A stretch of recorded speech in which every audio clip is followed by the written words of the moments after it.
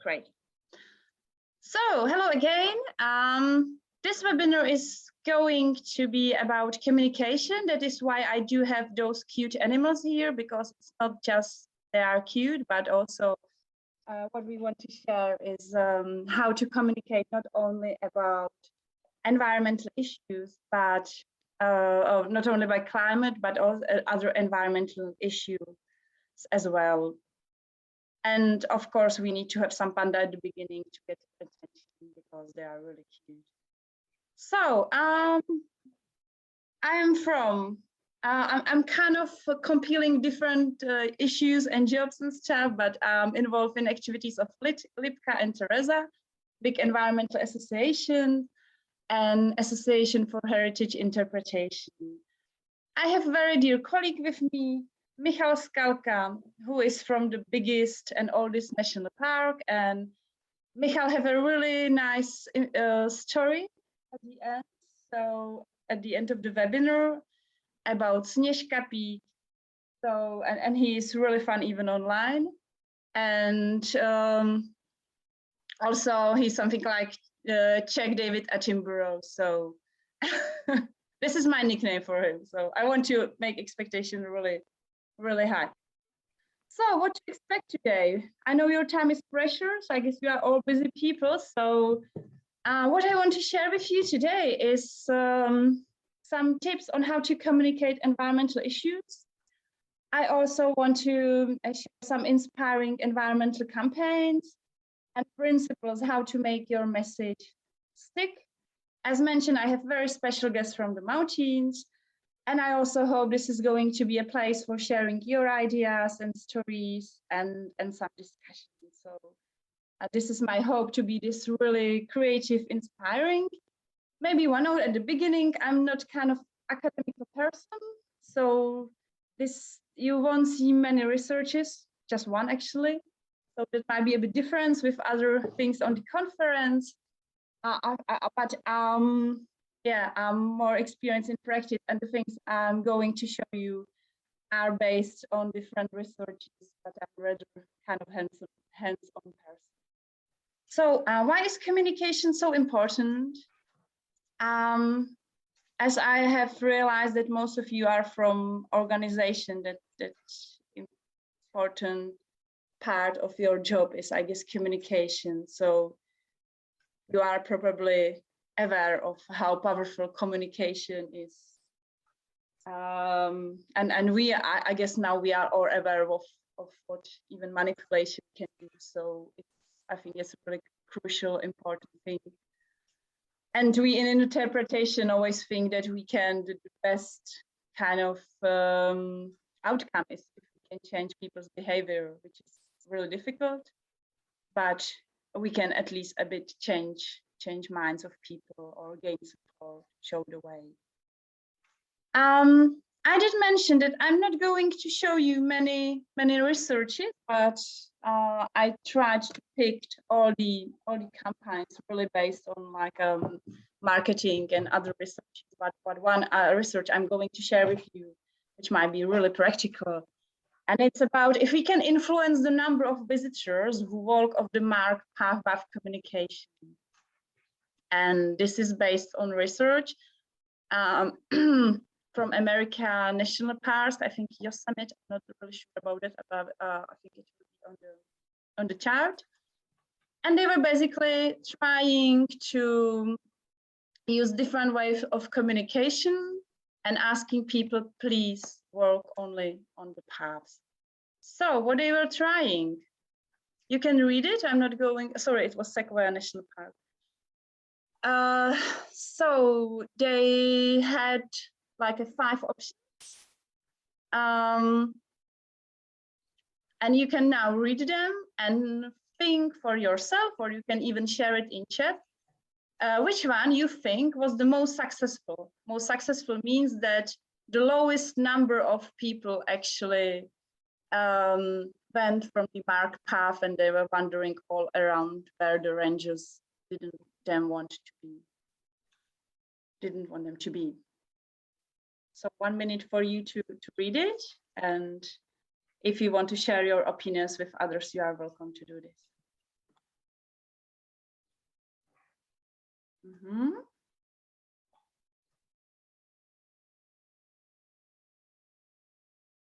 Mm-hmm. Thank you. It looks, I have some comments, so it looks like you finished. So let's have a look. What are the results? You can see the chart that is showing number of numbers that were tracked when leaving the path. So from this, it's said, or it's clear that the best kind of communication was the first one. It's because it's clear, it's positive, and the social norm that is telling to us is like that majority of people are actually respecting the norm, because in some other cases, when we are saying the vast majority leave the path or destroy the nature, we are setting the social norm that it's kind of normal that others do, so why wouldn't I? Anyway, even different ways of every communication was much more successful than no text, as you can see. This is the fifth column. So this is like a little study, little case that is showing how communication is important for us. And when I was just thinking about this research, so something was happening quite often in our country, that we have some kind of this retro type of panels. I'm actually collecting them. I have quite a good collection of all the weird panels in all over our landscape, because it's full of panels. And sometimes you have this really retro things. It's a bit rare, but it's still at some places, and you can see these signs with basically useless text and telling 10 or 12 or how many things what you can do. So it's a kind of very let's say negative without explaining why. So this is a kind of nice inspiration from Natural History Museum, how we can communicate in more positive way. However, as Michal will tell you later, sometimes it's really a challenge, an issue, and sometimes we need to basically really provoke people's attention. But wait for that, this will be great. And yeah, and so for example, when I was doing with my colleagues, when we were creating like a new instructions for people going to Arboretum, we didn't want just say, this is, you know, what you can do.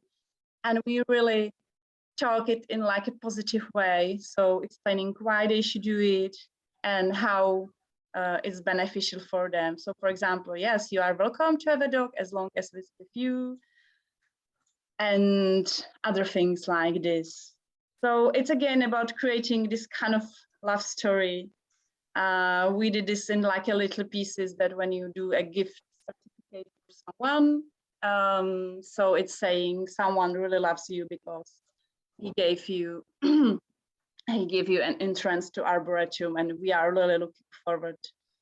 And again, some nice things you can experience, or if you buy a tree, you will get like a congratulation. It's a bit similar when the new baby is born and saying congratulations, it's a tree and it's from good family. So this is our way of creating relationships and like love story. But this was a kind of introduction about why communication is important, and now I want to get to the principles that really works. And as I mentioned, we did this in this like a little diary, and our main inspiration was different campaigns and studies. And very useful, I think, is British Futera, which is organization basically focused on sustainable communication, and they are really doing great job, I think, and they kind of connect marketing and communication and sustainability, which I think is quite powerful. So you have link for some methodology from Futera on the Padlet as well. So as for the principles, so you can see first principle I have chosen, which I call Zoom, but it can be something like connect with life and use universal concepts like what people like to do, what they experience every day. Things like fun, birth, loss, whatever. So first example is from campaign that was done by Cornwall Wildlife Trust. And they were basically asking people to explain what this wild area means for them. We got actually inspired by this campaign, and we want to do a little bit similar things from in the Czech Republic with the forest.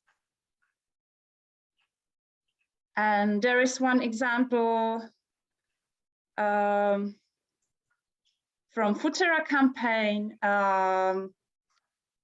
which is about forests, and they started with forests and promoted FSC brand by basically showing people that this part of forest you use at home, you use like a wooden toys, you sleep on the wooden bed, and other stuff we all know we all use. And something we did on like a path close to Brno, which was again focus on communicating why the forest is important. So we again wanted to zoom it, to make it personal, to connect with what people know. And we did this like a little signs without any big text, where basically we had like questions to provoke things and ideas and connect with what people know. So for example, where the wood that we use in theaters has been grown, or do you know where do you sleep? So again, connection with life. So it was first principle, which I find really important. Another one is get attention. The results shows that we have like a 3 seconds to basically grab attention of people. And then when we have them on our board, we can talk to them more. So there is another example of campaign focus on protection of sharks. Again, very clear message that will grab your attention very quickly. This is campaign from Krkonoše, from which Michal, in which Michal was involved, and he will probably mention this later on. But big issue, and I guess in lots of places where you are from, the waste is big issue. And again, they made it in really creative and thought-provoking way. So rather than saying, please don't drop litter here, they kind of make photos of different types of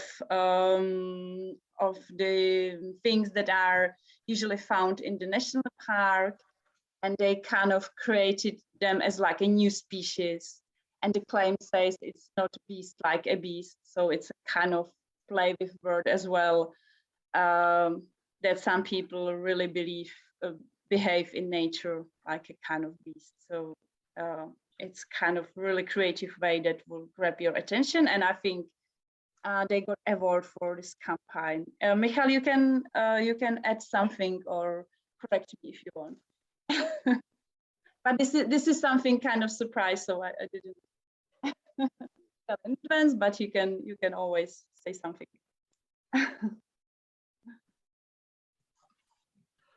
It was quite a big campaign from external sources, external fundraising, which is focused to normal visitors in Krkonoše National Park, because my national park is overcrowded by people, and this means it is overcrowded by litters. And we had several panels with PET bottle, with paper shoes with glass bottle, etc., etc., with some new scientific name of this litter, and we spread it to public, to national park on the tables, on the desks, like teaching path or some instructional path, some similar. And response of people, of visitors, was quite huge. And I think that the meaning of visitors was a little bit changed. But on the second hand, littering is not the biggest problem of national park, but this is topic for my presentation after some time. Thanks. Okay, thank you.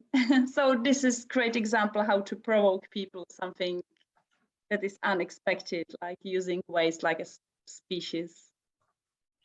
So third principle, and again, I think you will be aware of this, and it's really, we need to make things visual. It's been said that good picture is worth thousands of words, and again, this is something that really works, and it's there are lots of researchers actually showing this. So here you can see how we can very effectively visualize how big difference if among people going by bus and by cars to work every day. And in this campaign, this is again very visual and very thought-provoking campaign. I do like. You probably see something that looks like rhino, but it's not in very good quality. But this is not a mistake. It's not a big picture. This is actually intention, because the authors of this campaign basically counted or estimated how many species are left on the earth, and so the quality of picture shows you how many of the animals actually we do have. So it's a bit, when you look at, like, let's say giant panda and other animals, so it's kind of again thought-provoking, and we see that we are losing them. A little bit similar campaign was the one you see at the beginning with like animals and claims saying that don't let it be the last selfie. So again, the same topic. I don't know if you know warning stripes. This is if there is one thing that might be really maybe interesting for you, is this concept, which was done from one professor from University of Reading, I think. And it's a visual way how to show people that the global average temperature really rises, and it's based on scientific data. And basically, if you go to website showyourstripes.info, you again just have this in your Padlet. You can basically generate your own warning stripes. So this is the temperatures in the Czech Republic. So you can see that the scale really goes from the blue one to the red ones. And also they put it like a Creative Commons type of thing, so you can use it in wherever you want. So you can see that it's being used on beer cans and like buildings, cars, and other stuff. And even during the COVID, they were like a masks with warning stripes. So this is again a really good example of visualization, and also using scientific data to cover your topics.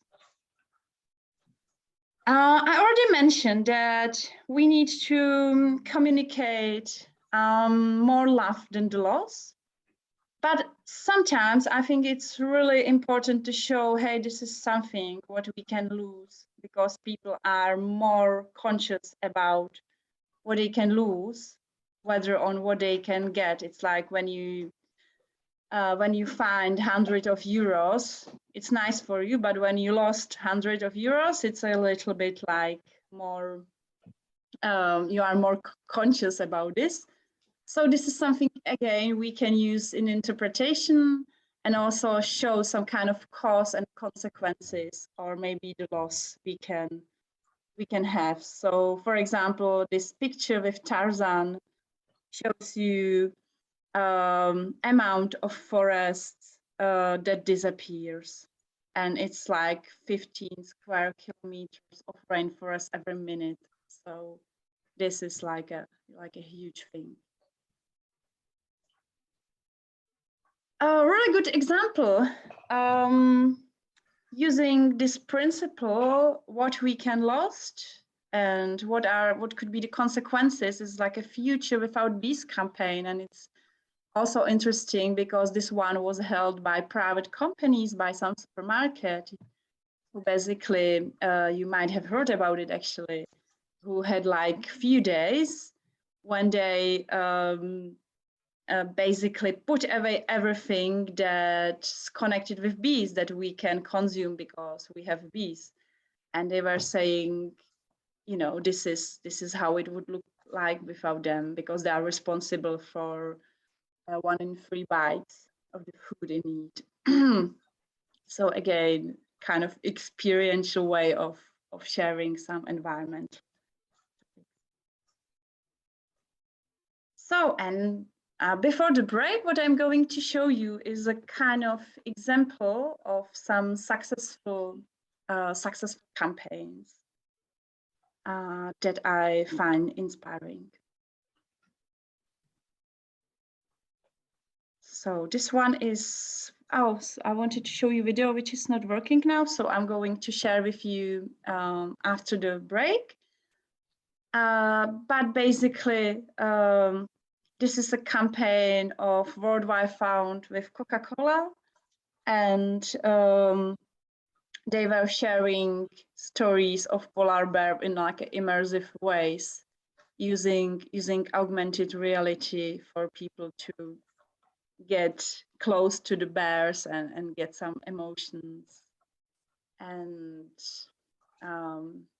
have this kind of experience. I don't know how many of you are working directly with kids. I guess quite a few of us, or few of you. And you probably might be aware with something that scientists say that for little kids it's really important to really be in nature basically and get dirty and they get involved. And in our country we had a little bit kind of traditional approach that we have to learn about nature and learn the kids about the species, so they will know them and they will protect them, which is a little bit like old school. And now I think that the approach is very experiential and much more kind of adventurous. And this is a great campaign from Britain, which is called 50 Things That Kids Should Do Before They Are 12. And those are little things like climb a tree or play in the snow, which can be for us maybe quite natural, but there are lots of things that they are not actually experiencing this. So I think this is kind of important, and this is what we do as well to promote parents and teachers to get kids muddy and get them outdoors. And it's very well connected with what Sir David Attenborough, not Michael, the real one, had said that we actually have people to experience this if we want to protect something. So it's not about that the kids would know names of the birds and flowers and stuff, but they get this experience. So another campaign is a really great one.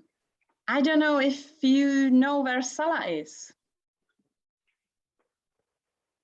Maybe someone? I haven't heard about actually, but it's a town it's one of the coldest part of Europe. It's basically in the north, and they are doing like a campaign. And what's the campaign about? They want to be a candidate city for Olympic Games, but not the Winter Olympic Games, as you would expect, but the Summer Olympic Games. So let's have a look at the video. Oh, sorry, I don't know why the videos are not working, so I'm sorry for that. So if you want to get 1 minute break, I will find it for you. Tiedemiehet on sanonut, että lämpötila vielä vain nousee. Tiedä häntä. En tiedä. En tiedä, mutta minä ainakin otan aurinkoa. Kais tuossa vuodessa niin jäät sulaa ja tässä on täydellinen järvi. Tervetuloa Sallaan, Suomen kylmimpään paikkaan. Me haluamme järjestää täällä kisat, vuoden 2032 kesäkisat. Ja tuolla meillä tulee olemaan biitsikenttä.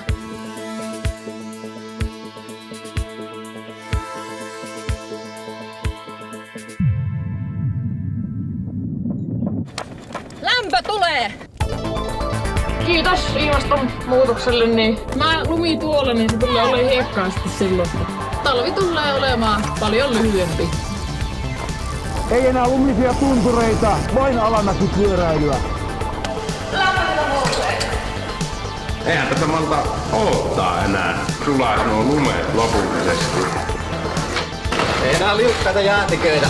Kiitos ilmaston lämpenemistä. Tähän meille tulee stadion. Warm heart, we have it. Warm place, coming soon.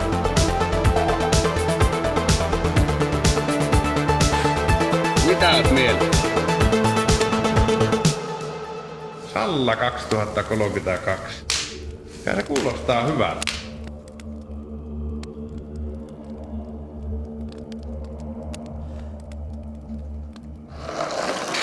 Hey, you really want the games here?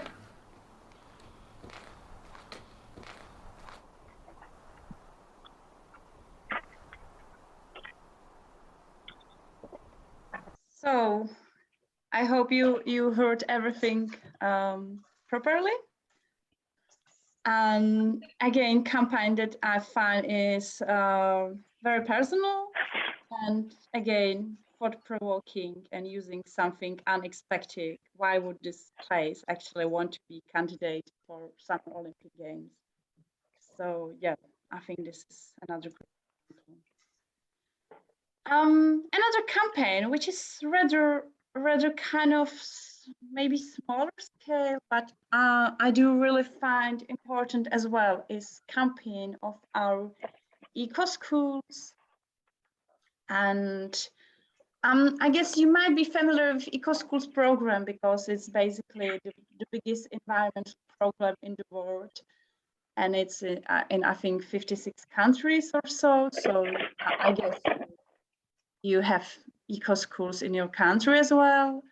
And what we do, or the office that is based in Prague, they do every April like a campaign for everyday heroes who are fighting for a more sustainable world. And today I think it's going to be the 4th year of this campaign, and it's really successful. And even in COVID, when in general eco school program wasn't very lively due to obviously this campaign was really popular because it's something that you can do even at home. And the idea of this campaign is kind of simple, that the schools involved in eco school would get some kind of challenges, and they can use what challenge would they want to achieve. So it's basically that usually how it works, and I think this is great that the kids take this at home, and sometimes the whole family became involved. And those challenges are something that could be kind of simple. We didn't drive a car for a week. We didn't eat meat for 1 week. We did plant a flower. So like really little things, which you can actually choose. So it's not like dogmatic in a way, okay, you can't drive a car or something. It's really about your choice. And what is great that you have, if you have like 70,000 in 1 week, what we can see is like 7,000 kids involved. So they planted like 11,000 of trees and almost 30,000 of plants. So when we are presenting the outcomes of the campaign, they are quite huge because we do have quite lots of eco schools, and the kids would go to their homes and share the idea with parents. So it's again great way how to communicate environmental issues. And this is like a picture from from video to get kids motivated to. I think this one is brush your teeth and not leaving the water basically, and just take a class of something. So yeah, I think this campaign is something that really can make the difference. And our eco schools, inspired by the campaign, did come with like a little their own campaigns. So this is, for example, from one school in Chrzciny, which is close to where I live, and their issue was like that. It's a really nice school. It's on the hill, and there is like a really nice path that kids can walk. But some of the parents, they have to take their kids by car, and they go all the way up, even on this like a little narrow path. And it's getting actually dangerous for the kids who would walk. And the kids were really serious about it. It's like a big issue for the schools. They even go every week to municipality of the town because they want to sort this. And they did like a little campaigns in the school. So for example, this is like a snake, and every kid that wouldn't use the car going to school, so they put like this little leaflet on the snake, and their aim was to basically get this snake rid. And the teachers did quite a fun ways as well, that they, for example, said that the kid that wouldn't go by car wouldn't get homework and this kind of thing. So, and they really made a change. They did researchers, and it really worked because again, they made this social norm that it's normal to walk to school. And another school, it's a big school from Prague, so they did choose the topic of meals, and they were they want to consider eating less meat than they do, because usually in school canteens you would get meat every day. So they want to provoke thinking about this topic, and they want to get people inspired. Again, rather than saying what they should do, they asked teachers and kids about some questions connected with the topic. You have the one kind of funny here. So again, thought-provoking campaign, very good and very low cost. They just need a chalk, and then they write it on the pavements, and it really worked. That when kids would go to school, they will see these little signs, and they were just started thinking what's about or what they want to say, and they get them basically discuss the theme. And I will start with the first video, the cute polar bears. Again, we need to have cute animals. And it will be followed by the video that I've found really one of the best communication videos I have seen, and it's from this Laugh Not Lost campaign. So we are going to have a nice program for next about 6 minutes.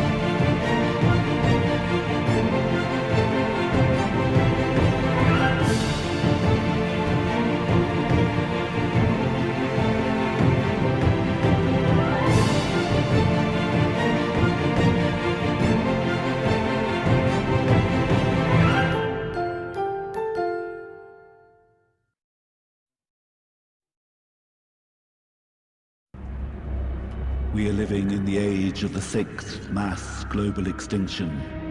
Experts warn that within the next 30 years we'll lose 1/5 of the entire species on the planet. And if trends continue, we'll lose half our species within the next 100 years. 1/4 of our mammal species are at risk of dying out in the wild. But is anybody listening? Humankind's relentless pursuit of economic growth is causing habitat destruction worldwide, and many of our vital ecosystems are close to the edge. Ocean acidification is a probable eventuality resulting from anthropogenic carbon dioxide emissions. There is a global loss of ecosystem functionality as meteorological turbulence leads to diminishing carbon sequestration potential and reduced hydrological function, threatening subterranean biomass, ecomass, potassium deficiency, and other environmental. Are we failing to communicate? Have we forgotten what first inspired our love of nature? All the evidence shows that the single most important factor behind taking action is our childhood experience. The wellspring of our commitment comes from the emotional high we reach when in contact with nature. But how can this wonder be harnessed to change our behavior? Showing the loss of animals in faraway places may pull a few heartstrings, even attract donations. But does it really change our behavior?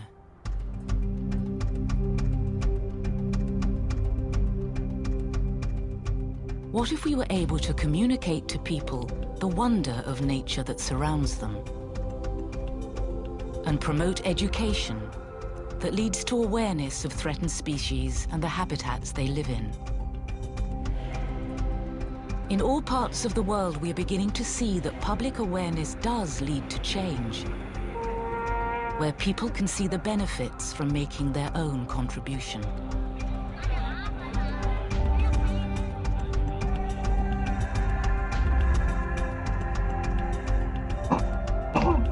It's not the depressing accounts of the wildlife we are losing that moves us. It's awe and wonder, enhanced by understanding, that can inspire us to take action.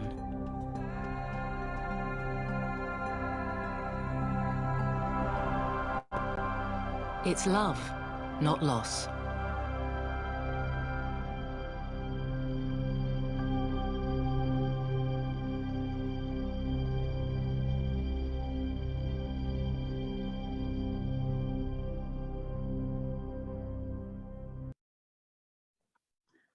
So I hope you enjoyed the video. I will.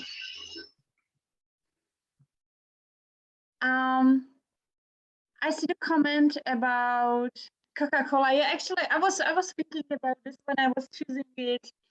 That it's kind of, yeah, it can be a bit controversial. But then I was thinking, well, this is about communication, which I think was done quite well. But yeah, I was also thinking about how does the wildlife fund like a specified the donors kind of activity. And yeah, so thank you for the comment. And it was the same actually with the conference that that is just happening, that some companies were some like flying companies were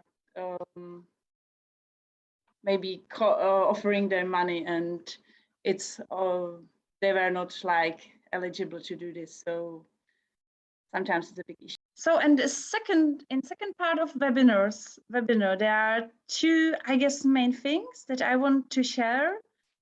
And basically one is the story that will share Michal. And the one I want to share with you, and I find really useful, when communicating basically not only the environmental issues, but communication in general, we can use it really universally, are the ideas from the book Made to Stick by Chip Heath and Dan Heath. They are two brothers. And what they did in this book, it's really interesting. They had the question why some ideas survive and others die. And they were looking at different campaigns, but not environmental, but different things like marketing campaigns, political campaigns, advertising. So all those sort of things. And then try to come up with some principles that are pretty universal we can use if we want our messages to survive. So I'm going to share those with you because several times I actually use them, and I think they really help me to think if this is really going to be sticky or deaf. And I also tried to choose examples from environmental issues, but if you will go through the book, and you read the book, or you can go to YouTube and you will get some videos basically with a little summary. So they provide lots of interesting examples from, as I mentioned, marketing and other campaigns. So the first principle is really great, inspired by our panel that was again done by Michael. Which says something very clear, very short, that pretty forest is mixed forest, that the mixture of tree is good, and it is showing in like a nice and visual way that the pretty mixed forest will survive dangers like beetles or snow calamity. Another panel, we have like a lots of words. You can see it's in Czech, but it's basically all about like a really technical description of the forest. Something that if you were like a forest professional, you would understand, but otherwise not. And the message and the principle here is that it's really about simplicity, about having very clear, very simple message that we want to communicate, and we are sure this is the one thing that we want people to get. And as well, this example that this picture in the forest is good. We use this in interpretation, basically, when we are creating every type of panel or path or let's say exhibition, and we call this main message, and we are always asking ourselves that, you know, what's the one sentence that we want people to actually keep in their head even after 10 years that will set us. So very clear message is one of the principles, and you can look at the marketing principles that different companies use this also. Another example is from one of Czech environmental project, which is about basically getting kids outside and promoting outside education. And you can see two statements and think about which one would be more interesting for you, which one will stick to your mind.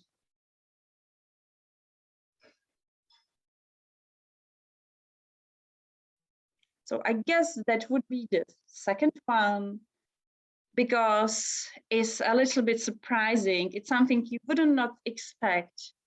And you do compare children with the prisoners, which is something, again, based on researches, actually. It was quite interesting research.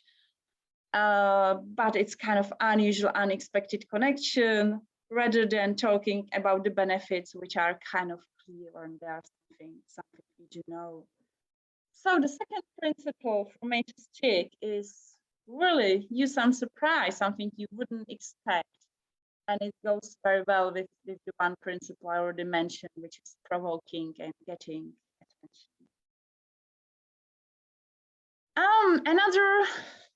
Another principle is again connected with those two pictures, because sometimes we really want people to understand all the complex things, and we want to share with them kind of like a lot of issues. But sometimes if you look at the bench, you can only use something really simple, what they can imagine, and it's again more powerful.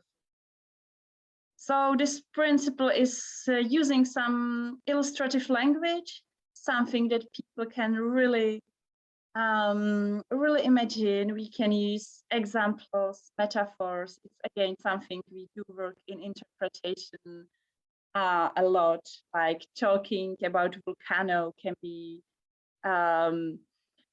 more attractive when you say, well, this is like a bottle of champagne, so it works pretty similar. So this is something that helps us with getting to the people.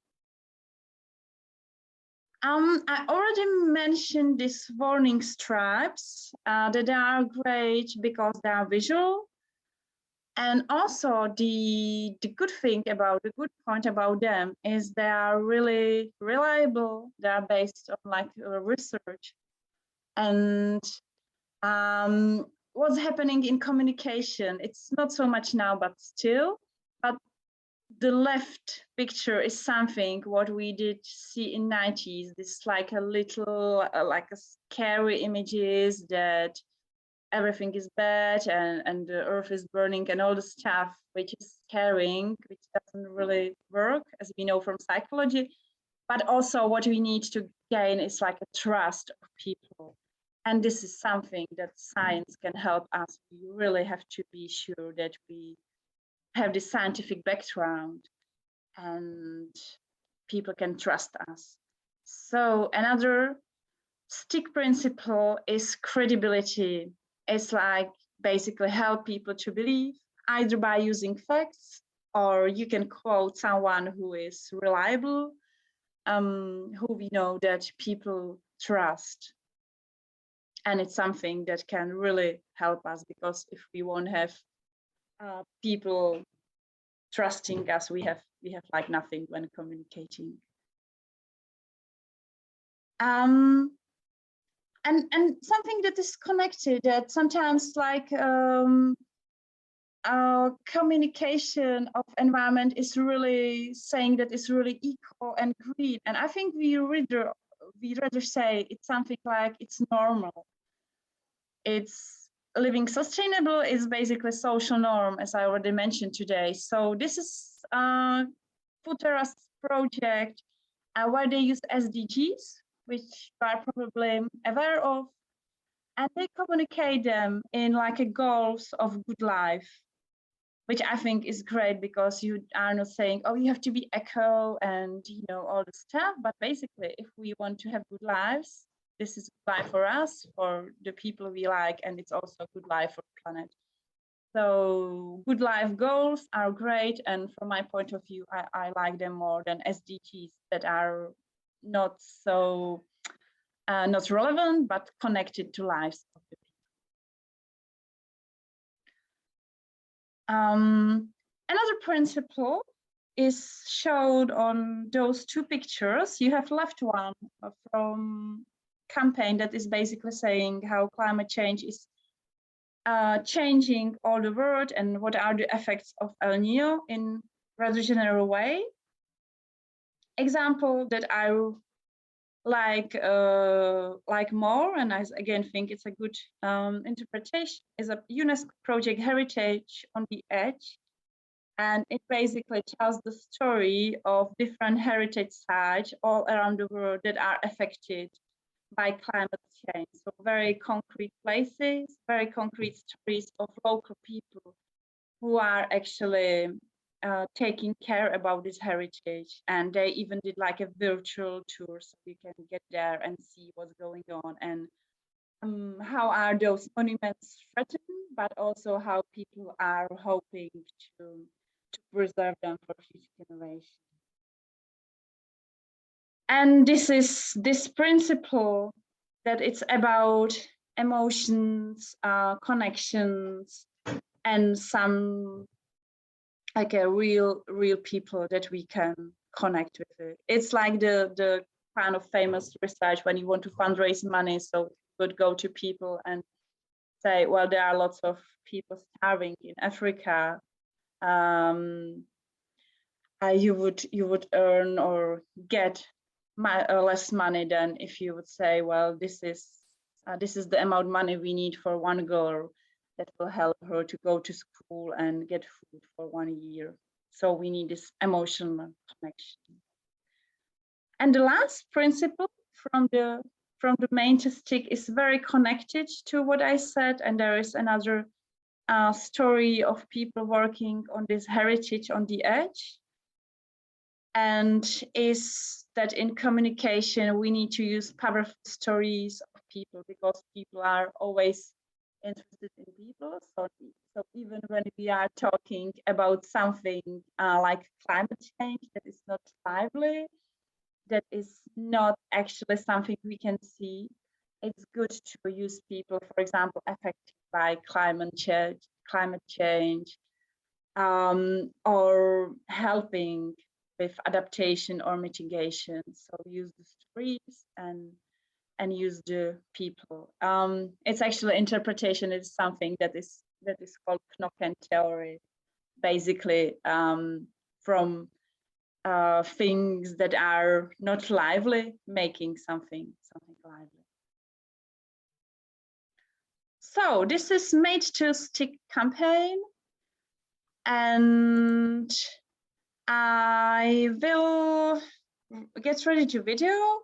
And now I think it's time for Michal as my special guest to tell you something about this Sněžka story. I call this Sněžka story, but Michal has much better name. So the floor is yours, Michal. So thank you, Bara, for introduction to my part of small presentation, small webinar. I have a special, quite very high how to build a bridge between us, between nature conservationists and people who are not interested but by nature. This presentation is about ugly plastic net around the heart of tundra, and about a little bit informal way for communication with people who don't want to speak with us. My name is Michal Skalka. In Czech language is word skalka. This means little rock. This means an omen because I am from a mountain. I have been working in Krkonoše National Park for 30 years, and whole my career I am focused to interpretation of nature. So what I'm going to say to you, it is quite easy. The most important topic is what is a Sněžka peak, and what is the worst pest of Krkonoše National Park, and what is the biggest problem, and how to use or the net, not net internet, but net like a web, net for communication with visitors. But for the introduction, small question: where is the Sněžka peak? So where is located Sněžka? First one, hand rise up, hands up. Who think that number one? Nobody. Hands up who think that Sněžka is number two? Nobody. Who knows that Sněžka is situated in Slovenia, number 3? No. And last one, number 4, hands up. who think that Sněžka is located in Ukraine? Barbara, thank you. Answer is quite easy. Sněžka is situated in Krkonoše National Park in northern part of Bohemia. It is quite important because northernly from Krkonoše to Scandinavia, we have not any mountains. It is absolutely flat country, and Sněžka is like a light tower in the flat landscape. So first trouble of Sněžka Peak, first problem of Sněžka Peak comes from nature, because Sněžka is the highest peak in Czech Republic, in Czech. It is not so high, but it is higher than other peaks around Krkonoše. Sněžka is more than 1 kilometer above neighboring country. Sněžka is the windiest peak in Czech Republic. It is not a rare situation about blowing of wind 200 kilometers per 1 hour. It is very, very windy. It is very, very cold. Average temperature, annual average temperature on the top of Sněžka is just above 0. Combination temperature, humidity, and wind is the worst in middle of Europe, in Central Europe, just on the Sněžka. And this means that we have a growing season on the top of Sněžka very, very short, only 70 days annually, comparable with, for example, Prague.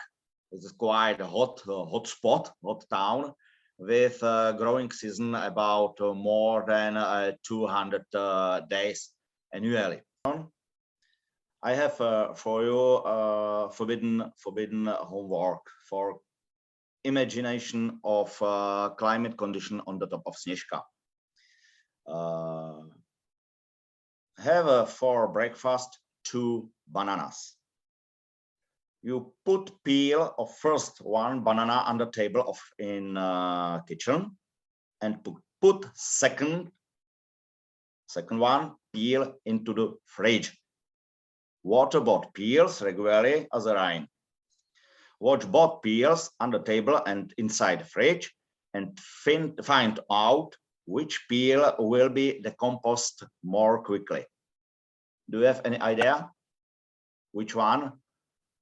Which is decomposed quickly and which is very slowly? And tell it. It is very easy because the fridge has a low temperature, and this is absolutely the same like on the top of Sněžka, because Sněžka is snowy hill in Czech language, and climate condition of on the top of Sněžka is the same like in the fridge. This means that nature is very slowly on the top of Sněžka, and this means that real unique tundra is developed just on the top. This is very important for us because we have really tundra. Tundra, this means a place where is the worst climate for a forest, and due to no forest over there. And we have only several spots with real tundra in Czech Republic, and the top of Sněžka is one from them. Sněžka is absolutely unique because we have 2 extremely rare and endangered birds nesting on the tundra in Sněžka, and 2 endemic flowers, which is growing just on the top. This means that first trouble of Sněžka is nature, because nature is very endangered and very slow. Second trouble of Sněžka is comes from people, because Sněžka is a very, very endangered peak, the most endangered peak in Czech Republic. It is very extremely popular as a as a Mecca for Muslims. Every must be on the top of Sněžka, optimally everybody every year. It is very, very extremely popular. If you want to visit top of Sněžka, it is no problem because 2 cable cars are led from Czech and Poland side on the top, and several ways path from Czech and Poland side are useful for you for walking. It is no big problem. Sněžka is extremely popular because a lot of sunrise climb or trips on the Sněžka are led annually, and we have several counters on the path for counting of visitors, counting of people, and we know that Sněžka was last year visited during summer season approximately 1,115 people per one night. Approximately during 2 months, 115 visitors per one night during summer, each night. It is absolutely a horrible number because place area of on the top of Sněžka reserved for visitors is quite like a half of football playing ground. It is quite small and overcrowded. We have a real overtourism.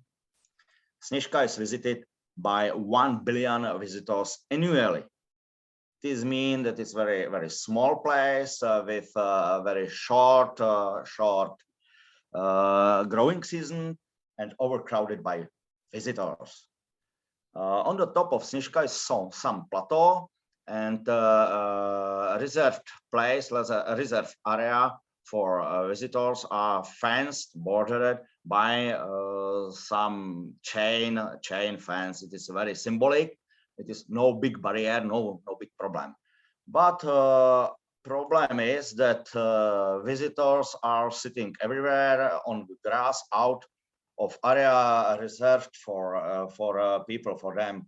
Chain fence is absolutely invisible for them. Nobody respects it. It is big problem for us, like nightmare. We are asking why people didn't respect this fence, and answer are several reasons. Because no bench or other sitting places on a reserved area for people. We had only 8 benches only over there, and grass growing around of reserved area seems quite ordinary. It is some grass. And finally, everybody wants to see more. They want to have a better view than from a reserved area. But it is not technically possible due to geomorphic shape of terrain. So, which is solution? Which is clever solution? We have maybe one way, but way is quite might be problematic, might be controversial. It's quite strange. So, Krkonoše National Park administration built around the reserved area fence from ugly plastic orange net. Really ugly net. So we installed about 500 meters this ugly plastic net around the reserved area on the top of Sněžka. We brought about 20 new wood benches, and when we installed this net, we invited the most important media for this day. And we started a huge avalanche of discussion, mainly on Krkonoše National Park administration Facebook profile. 4 people spent more than 1 week by discussion on internet with a lot of very, very different angry people. It was very most important point during whole action, during the whole campaign, because people who was not interested by nature conservation were disgusted by ugly orange plastic net. These people never visited our program. These people never read our articles, our leaflets, our schedules, our desk, never asked us about anything. But they were very provoked by ugly plastic orange net. We spent a lot of time on the internet, on the Facebook profile, and we answered to several types of questions. Why, for example, why cable car is not demolished? Answer is very easy, because cable car is older than Krkonoše National Park, and it is private, not owned by Krnap administration. Is it not legal, technically possible to destroy it, to demolish cable cars? Second type of question was, why is not possible to sit on the ordinary grass? We installed small, very easy explanation about nature value on the net in Czech, Poland, in English language. Next type of question: why is not extremely penalized by rangers? Because the problem is lack of information, no indisciplination of visitors. Nobody read some visitor rules. They think that behavior of them is very proper from human aspect. Fine aggravates visitors. Fine does not explain a reason, and the money from fines are going to state, not to budget of a national park. So next type of question was, why net is ugly orange in plastic and not more showy khaki? So answer is very easy, because we need provoke this discussion.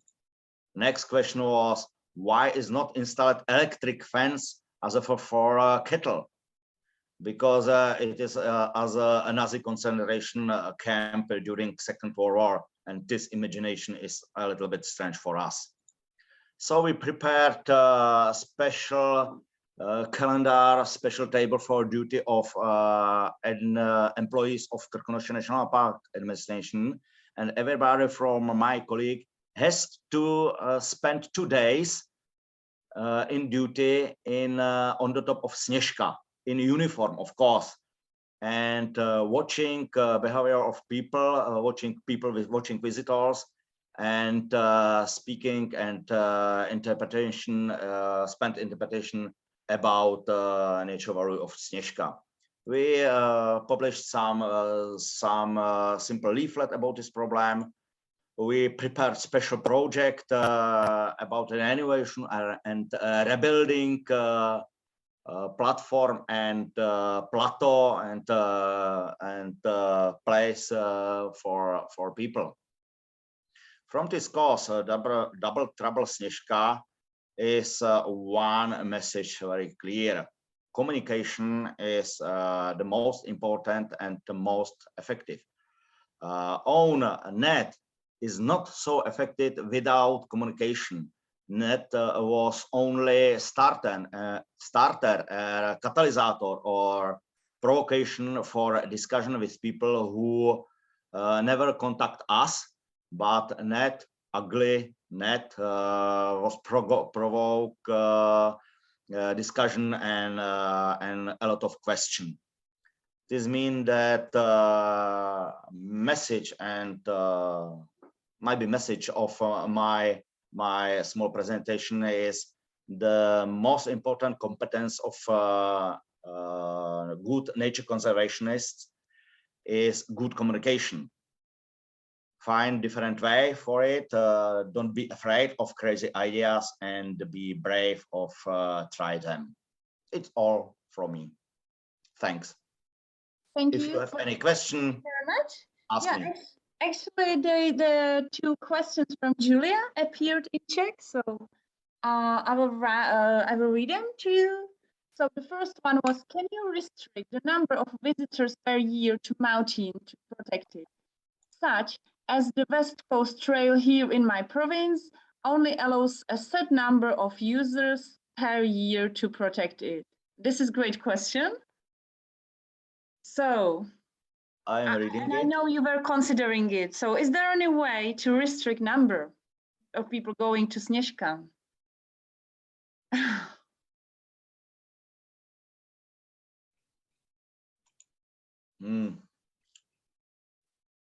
What does mean? Can you restrict the number?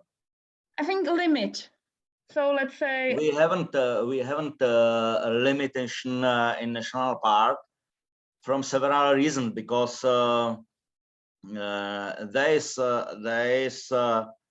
technically impossible make some fence around national park because we are quite large, and there is possible to go inside to national park from landscape, from buffer zone, and you need not use some way.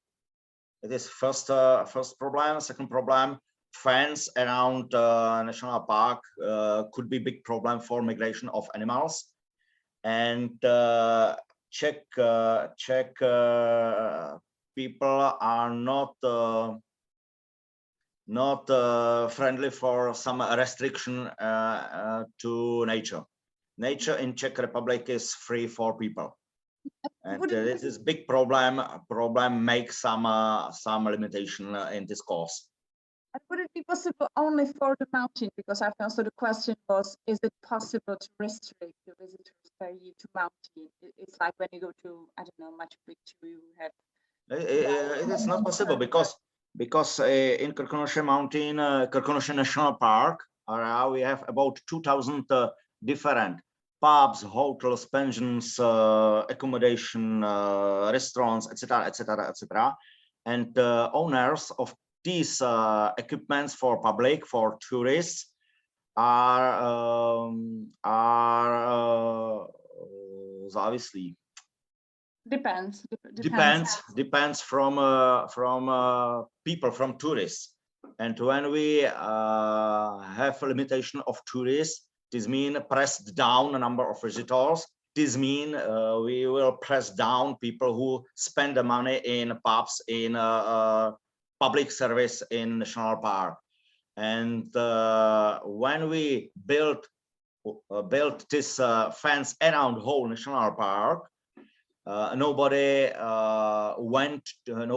go to national park. This means that nobody spent money on the national park area, but the impact of this restriction is not only in national park, because, for example, pork which is on the table in some restauration, some pension, grows in Poland, rice is from Vietnam,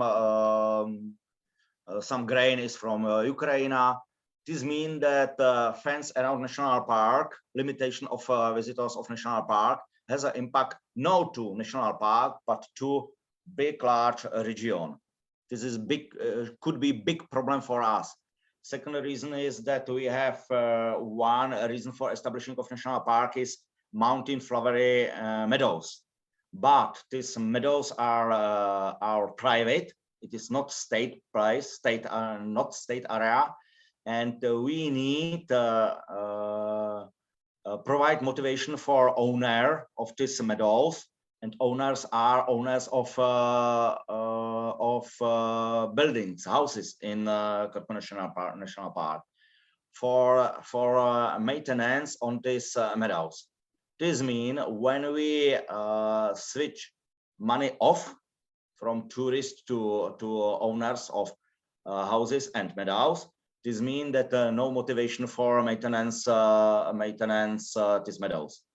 And one reason for national park are just these meadows. Thank you. It is clear. I know that in Australia exists mountain that has been closed. I forgot the name. It was given back to First Nation here there. It was holy, and as much as I know, yeah. Krkonoše National Park. Maybe I can say it's a complete different thing, yeah, because I know on Snezhka is a restaurant, and but in Australia it was also part of a national park, and there were too many people. I still have the picture in my mind. Unfortunately, I forgot the name, but it was a very, like a big stone in the landscape. And there were too many people walking on it. It was like sandstone, and they, the First Nation people decided they don't want to have people walking on it, and they made like a big ceremony to close it, and nowadays nobody is allowed to go there. And I think it's accepted, while those First Nation people or Aborigines, I guess, they do a lot of like local tourism, so people can go there and visit the people. It's Uluru, that's right. Those local people, they invite visitors, but with their own culture. So it's completely different, I know, but if too many people are coming, maybe it's also a way to think about ways to stop using mountains too much. I don't know. Yeah, it is absolutely different situation, because first people in Krkonoše was from 13th century. This means 70 years before establishing of national park. And national park has not some competence make fence, technical or cyclical fence around some area. We have the area of national park divorced to quiet zone. This means zone which is very endangered by people, and there is possible walk to quiet zone only on the ways. No, out from ways, but number of visitors in our national park is 13 millions. 13 millions. This is absolutely horrible number. And when we count people per 1 square kilometer, we are fifth the most visited national park in maybe world. Our problems are comparable with problems of Venezia or Roma or something similar, overcrowded places. But biggest problem is that we have a short growing season, and only small part from 13 million visitors, only small percentage undisciplined people is huge absolute number. And problem is that we have no one point where everybody must to contact us.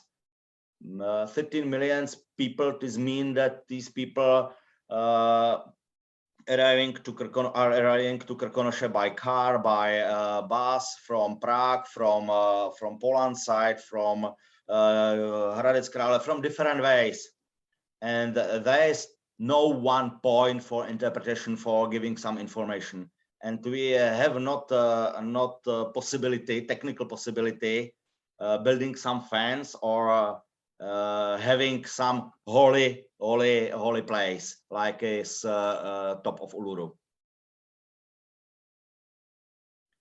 Yeah, we have programs for public. We have on our programs of environmental education of National Park Administration about 20,000 people annually. I think it is quite a lot. But 20,000 is only very small part from 13 millions. Important on the Double Trouble Snezhka is that we provoke people who never interested about national park, and these people wants only using nature without any interpretation, only enjoying walking on the mountain, no more. We have only a second question for the people talking the gondolas. Can you have them register online on and force them? Yeah, but we have one small place with necessity of registration online. This place is in Glacier Valley, Lapský Důl, where is a very nice iced waterfall. This is very popular for ice climbing, and it was traditionally forbidden because national park and quiet zone, the most protected zone.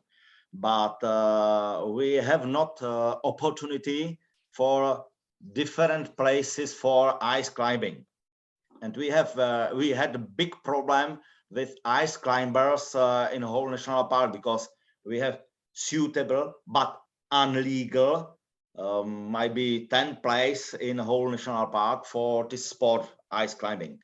And we, after 2 years watching and observation and science, some monitoring flora and fauna in Lapský Důl on iced waterfall, and we have a special system for 16 permits, daily 16 permits for ice climbers, just only to this small place. And now we have no problem with ice climbing in Krkonoše National Park because everybody ice climbers, 99% of them, are focused just to Lapský Důl iced waterfall. But it is possible only on small area. But Krkonoše National Park has total area 365 square kilometer, and we have about 150 different ways to national park, and in area of national park is situated about 2,000 different lodges, chalets, pensions, restaurants, heads, etc., etc., etc., etc., etc. It is not technical possible having some registration system. I don't know it. Thank you. Any other questions to Michal, or maybe in general, because we are going to the end of the webinar? I just wanted to make one note, because I think, Michal, you once said to me that there is in Scotland some mountains that if you use the cabin app, you can go there, but you cannot actually get out from the it was in Cairngorms. You have to walk up actually to be there, which I found really kind of interesting. Question is, how is mountain used in winter besides the ice climbers? Ice climbers is only small people who provide this sport. Krkonoše are mountains, and we asked a lot of people in some questionnaire action. And during summer season, people visited Krkonoše National Park due to walking, touristing, due to view, due to some sports for body, healthy approach to life. 23% of respondents answered to us that main reason of visiting of Krkonoše is existence of national park. This means without national park, these people never visited Krkonoše. It's quite high number of people. And during winter season, national park, this mean this is hilly and snowy, no more. The most of people who visit Krkonoše during winter season are skiers. Last season, winter season, we had a big problem. I thought that I never say it, but I must to say that the national park needs downhill ski and chairlifts. Why? Because last winter season this mean lockdown of state border, and lockdown of ski slopes and cable cars and chairlifts. No running ski slopes, and everybody who want to ski in Czech Republic cannot travel to Austria, to Italy, to Alps for skiing, but stay in Czech, travel to Krkonoše, buy to ski touring ski, and number of visitors last ski season fell down a little bit, but number of visitors who walk out from market path in quiet zone in a restricted area climbed very quickly up, because who want to climb had only one possibility: ski touring. Ski touring is about freedom. Ski touring is about out from crowds, overcrowded ski slopes. Ski touring is about democracy, maybe about enjoying quiet nature. But problem is it is forbidden out from ways. But number of undisciplined people who went out from ways was absolutely horrible. Yeah. Mm-hmm. Mm-hmm. Okay. Thank you, Michal. Only small sentence on the end. My presentation was about different approach to interpretation, and don't afraid of found new ways and try it, because this is a way for keeping people who never want to speak with you. It's all. Thank you. Thank you. And I think Michal is really good at this unusual approaches. So if you want to be in touch with me or Michal, there will be on Padlet contacts. I will at Michal. When you go to Michal, he will tell you that he is very keen that to see someone who is not actually arriving to Krkonoše, so we can take you to other places. Each visitors who never visit us is a benefit for us. Exactly. Sorry, it is a secret of mine. Okay, so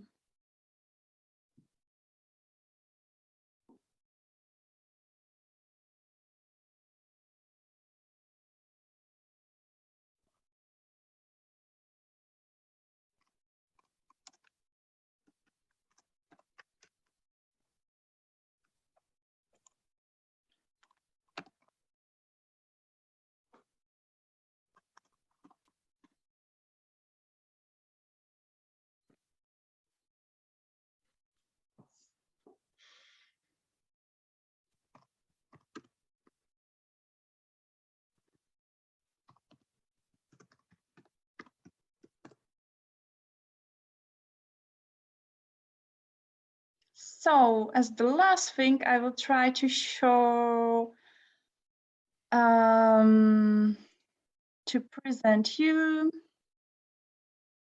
yeah, what's sticked into our mind.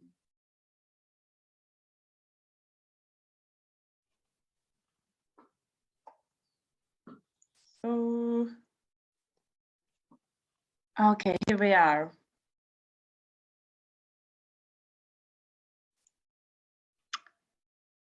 I guess you can see it. Thanks for that. I really appreciate that there are things that stick to your mind, and thank you for being with us. And yeah, and enjoy the rest of your evening in, well, it might not be evening actually in places where you are from. So enjoy the rest of your whatever life, and hope to meet you at some point in person either in the Czech Republic or somewhere else, because it's always much better to get a wine or beer or something. So if you do go to the Czech Republic, you can let us know. So thank you for joining. And Michal, thank you again very much for excellent presentation. You're welcome.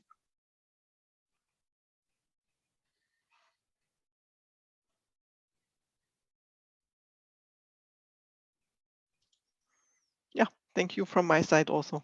I'm too lazy to find anything to write. Okay. Okay, ciao. Ciao. And thank you very much.